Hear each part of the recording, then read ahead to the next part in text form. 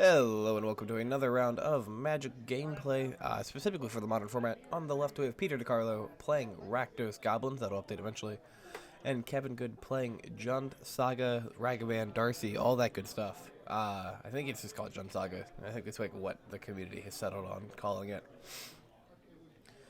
Both of these decks are really cool. We're going to see the life total slide a little bit there. We were playing around with stuff last week, so you're just gonna fix that life total.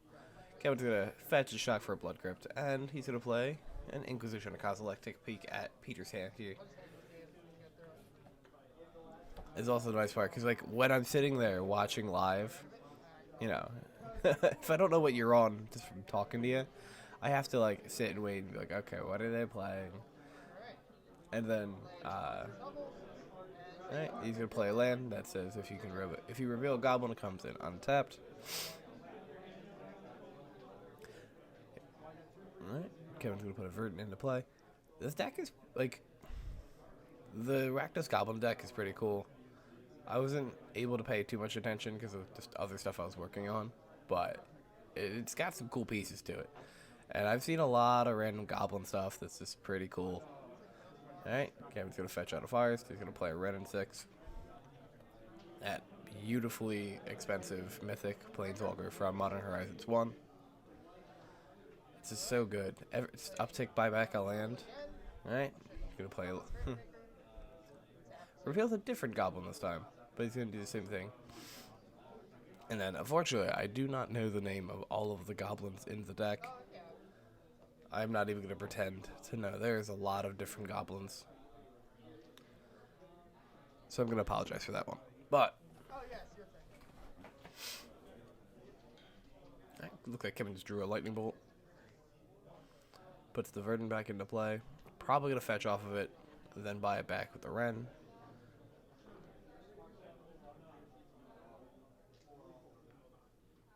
Kevin has those beautiful 2019 Halloween sleeves on. I didn't notice that when he was playing on Monday. I adore those sleeves. They're one of my favorite ones Dragon Shield's ever made. They are just really good. Alright, see if fetches out of Swamp. Tap for a red, bolts the Goblin. And is that a Tarmogoyf? That is a Tarmogoyf coming down.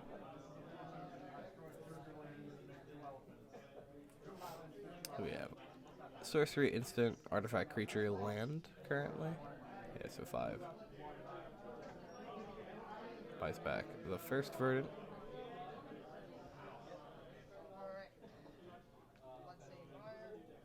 Puts blood. Yeah, not a Blood Crypt. Bloodstained Mire into play. Does he fetch a Blood Crypt? No, he fetches a Stomping Ground? Okay, it's just 3-color goblins? That's interesting. I don't recall seeing any green pipped cards in this deck when I briefly looked at it.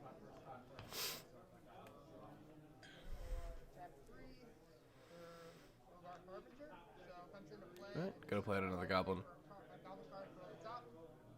I think this is the one that lets him search for a goblin to put on top of his deck.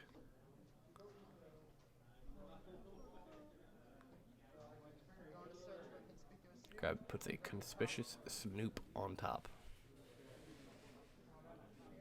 If I remember correctly, I think Snoop had a combo, right? In one of the formats. But if the top card of your library revealed, you may cast goblins from the top of your library as long as... Oh, that's cool.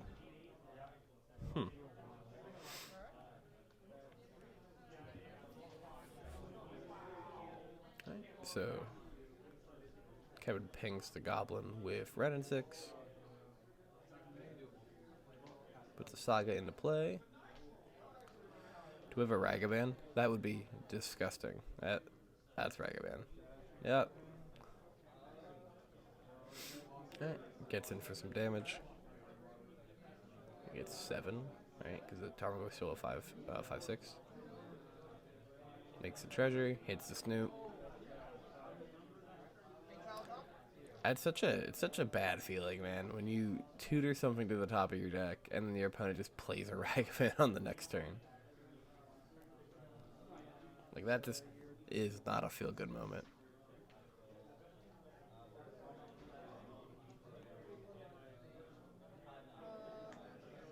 Alright, puts another Bloodstained Iron to play. Fetches down to 9. Is he gonna shock? Shocks into a Blood Crypt.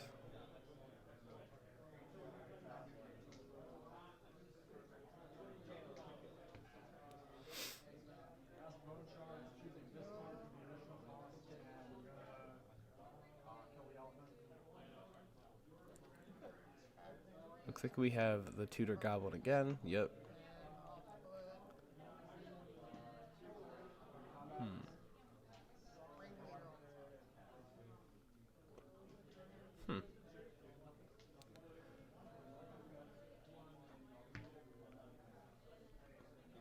That looked like a masked, not a masked vandal. Realm Walker? Is that a Realm Walker? Is that what the green pip is for? That'd be kind of cool. It's a changeling, so. Alright, so Kevin's probably just gonna ping down the goblin again, play it, dash out the Ragavan, and then as long as Peter doesn't have interaction, that should be game.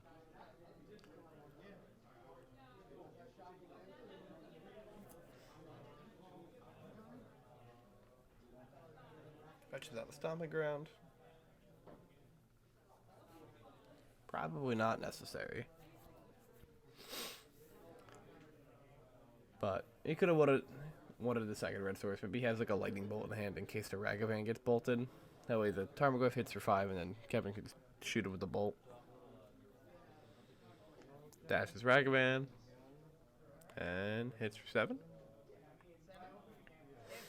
Alright, that'll be game 1 going to Kevin Good on Jund Saga. We'll be right back for game 2. Alright, and we're back with game 2. Peter will be on the play this time.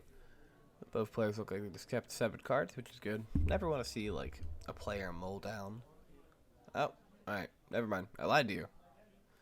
I have cut it at the wrong point. Peter is currently mulling.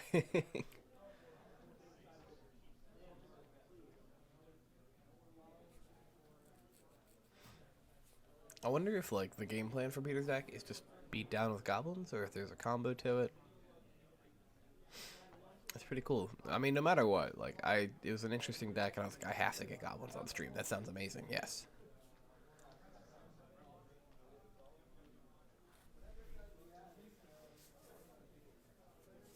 It also adds to the running joke we have at the shop of just putting Kevin on stream once a week. Alright, is Peter going to keep this hand? Yep, decides to keep a hand of 6. And what do we got?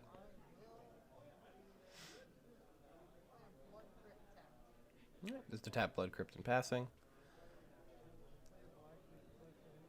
Alright, got a Blackleaf Cliffs into a Inquisition of Kozilek. I have to say, the Inquisition on the Aether Vial, game 1, was probably backbreaking. Because Peter did have cards in hand that, like, he could have just vialed in and done pretty well with, but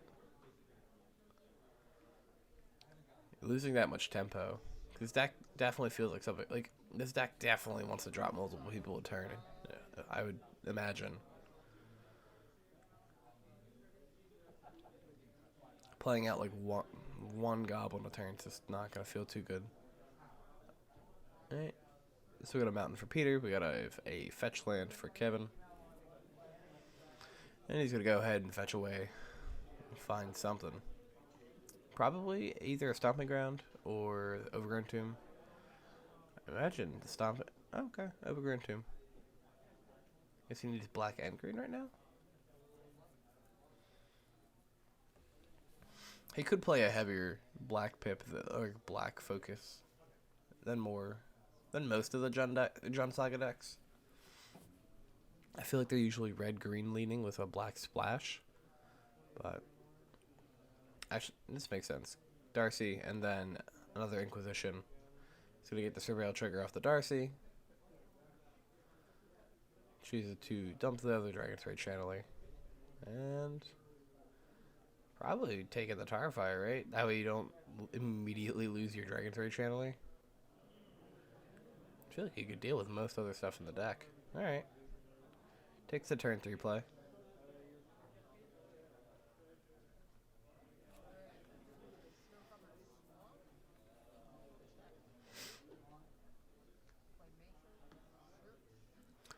Plays a different Goblin.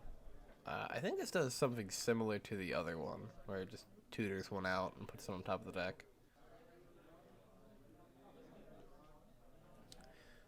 I feel like that could be Goblin Matron. I think that's probably wrong though. Is there a Goblin Matron? I really don't know too much about the goblins. I can't. Maybe Goblin Matron was the other one. Oh no. No, yeah, that is Goblin Matron. All right, cool. Go me. It straight tutors a Goblin. It puts it into hand.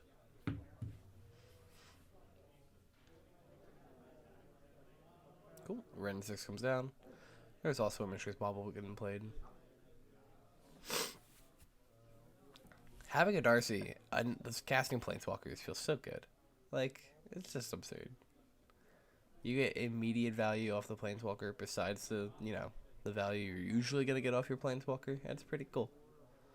Alright, attacks him for 3 because Delirium is active.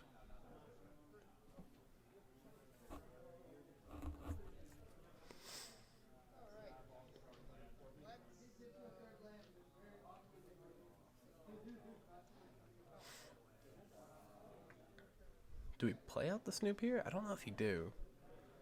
If you play out the Snoop, it kind of baits, not baits, but it kind of forces Ren to tank down. Alright, just gonna tar fire the Ren.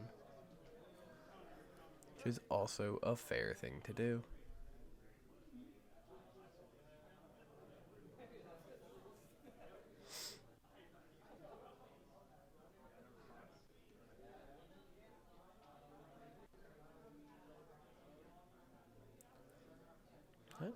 Tap Stomping Ground. Yeah, probably just gonna attack the Darcy and make a construct token. Got a bauble. A surveil off the bauble. And alright, we're main phase making a construct. That's pretty interesting.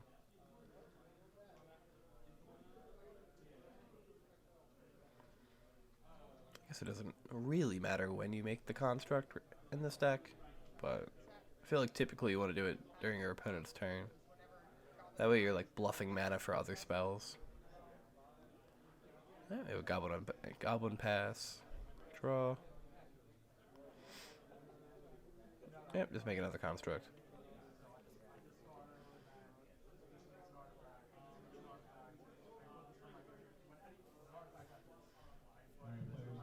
I love Kevin's diversity of tokens. You have the actual token, and then you have the untoken.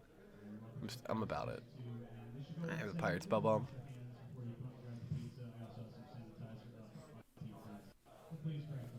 Dude, this deck is super cool. I love this deck. I love the Jund Saga deck. I would build it myself. I just don't want to rebuy Ren and 6s. I have no problem spending money on cards, but we know a reprint is coming, and I sold mine, so I just don't want to rebuy it. Alright, it's Axon. We have a 1, 2, 3, 4, 4 and a 3, 3. Do we chump block the 4, 4? Or do we take 7 damage? Take 7, go to 7. Alright.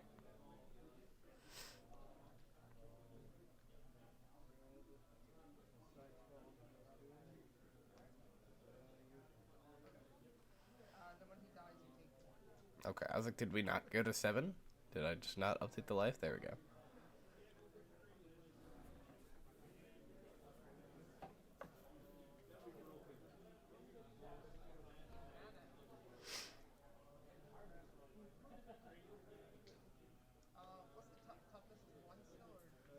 I think that's asking the toughness even with the Delirium.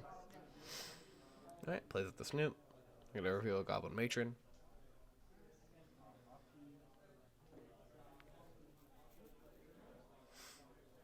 It's interesting watching Goblins in Modern as opposed to Goblins in Legacy and Historic.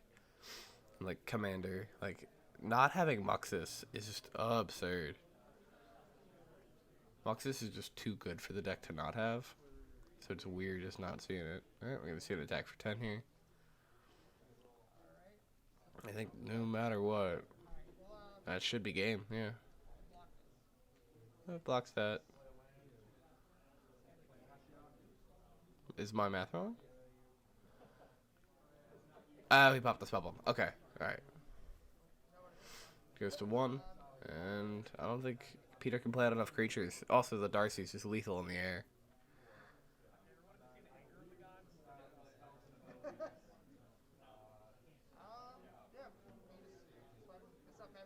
Alright, and that's going to be round 1, going to Kevin Good on John Saga 2-0. Thank you for watching. Stay tuned on our YouTube for more modern content. As well, if you'd like to watch live, we stream every Monday on Twitch at AlternateUniversesLive, and we will be hosting a special 1K tournament on November 27th. It's a Saturday. Come out. Have a great time.